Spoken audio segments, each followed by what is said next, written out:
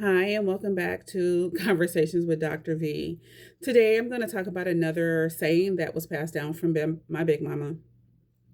This saying is in relationship to relationships, and especially as women. Sometimes we stay in a relationship far longer than what we should because we want to hold on so tight. We want to try and make sure we've tried everything we can. We don't want to just fail at being with a person, especially after you put so much time into them. So I understand that part. But in hindsight, when you hold on to something so tight, you're holding on because you know it's not supposed to stay. That's one. Two, you are purposely ignoring red flags and turning them into red roses. Another thing is that we are accepting less than what we deserve. And also, we cannot choose peace over our attachment to somebody, especially when it's exhausting you mentally, physically, and emotionally. You can't operate in that survival state. It will tear you down quickly. And I learned that, especially when I had to understand that although love can be real, it's not always the right love. And learning to choose between myself, loving myself more than loving another person. That was hard, really hard. It's a different type of pain when you have to choose between someone who loves you and needing to be loved a certain way. Because in this situation, there is no right or wrong person. There was no disloyalty or betrayal in this situation. It was just what's right for me and how my life is aligned and what I see in my life and what I see in my future. And when you find out that someone that you truly loves and you know this person loves you don't have the same life goals, you're not headed in the same direction, you have to make a choice. Do I stay here and be completely unheard and unseen and unloved? Or do I stay with this person because this person is a good person? This person is nurturing. This person is attentive. This person is available. This person is fun. This is my person. It's really hard when you find out that the person that you thought may have been your person is not your person at all. And they never really had any intentions on being your person. So, for my experience being in a relationship, to whereas I've never been married before, and I do, as old as I am, I still want to get married and live happily ever after. This person had done that, and clearly did not want to do that anymore. And that was a hard pill to swallow. And of course, I could sit here, stay in the situation. We had good times. But I knew in the long run, this person is here for the day by day. And I needed someone who wanted to be with me for the long run. And this wasn't that person. So even though I knew that I couldn't stand this situation, I had to go.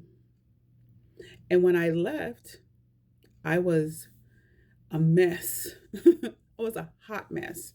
I was devastated. I was crying. I was just not happy. I was not my normal bubbly self. I was just so torn and broken down because I second guessed myself. Did I do the right thing? Oh my God, how come I just couldn't be content with everything that's going on? And, I'm going to say and be honest, disclose, I do have therapy, and I had to talk this one out because this one was different because I had never given myself the way I've given myself in this one. I was there and I wanted to be there for the long haul. But it's very sad when you find out you guys are just misaligned and you're going in different directions. And it's okay, but it's painful. It hurts your heart. And I felt like I knew in the beginning that this person didn't want that in life. And I still decided to stay because I was like, oh, I'm gonna hold on a little tighter. Maybe he'll change his mind. No, when someone tells you something the first time, believe it. Because I could have saved myself the time. It would have hurt, but it wouldn't have hurt like it hurts now. So I say this to say that even moving forward, I had to understand that some people love you the way they know. Some people have a love pattern, and some people love you in a one size office pattern. If I love this, and that one, it was good enough for them. It should be good enough for you. I'm doing all the things. You ask me to make changes, I make adjustments. I'm doing all the things. But the one thing I wanted was the affection, the knowing that, okay, we have somewhere, we're moving in the same direction. And now, just even thinking about this right now, I didn't get that affection because we were never moving in the same direction. And I feel that although this person knew they were not moving in that direction, they knew that this is what I wanted. And this is what I was liking. And several times when I tried to be like, okay, let's just end this because we're not going in the same direction, we're two different people, they assured me we would be okay. We are.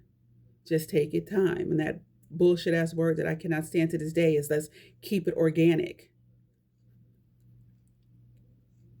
Anyway, that whole gaslighting and breadcrumbing. Don't fall for the okie doke, honey. Don't fall for the okie doke. I say this to say that basically choose yourself no matter what. Choose the way you need to be loved. If you are with somebody who does not speak your love language, then you will find somebody who will speak your love language and you won't need it to be translated. Because I didn't understand that love language. It didn't work for me. So I held on way too tight. And because I held on tight, like Big Mama said, you're going to break your own heart. I do believe that in this situation, I don't believe that this person broke my heart. Again, I'll say I broke my own heart because I went against all the red flags and accepted them all as red roses. I went along with the whole, let's take it day by day, one day at a time, knowing that this person was never going to give me what I wanted because he said it in the beginning. And again, I went against my right mind, which I know better. But we live and we learn, and everything that we do in life is a lesson. And the one thing, if it doesn't kill you, to make you stronger.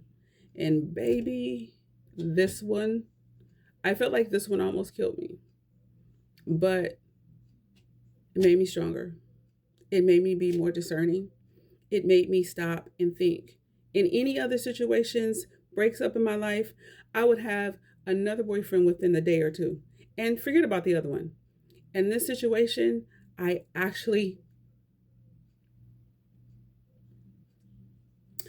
made myself sit in the pain. I made myself sit in the pain with this one.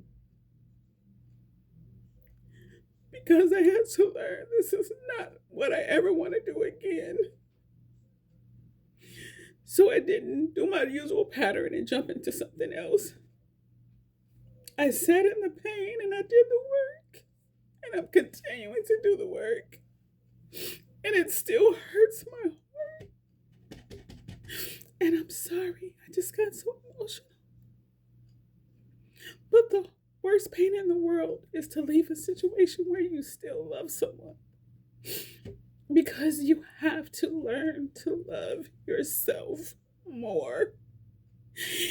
And when God closes one door, you have to always realize, I know He's going to open a better door.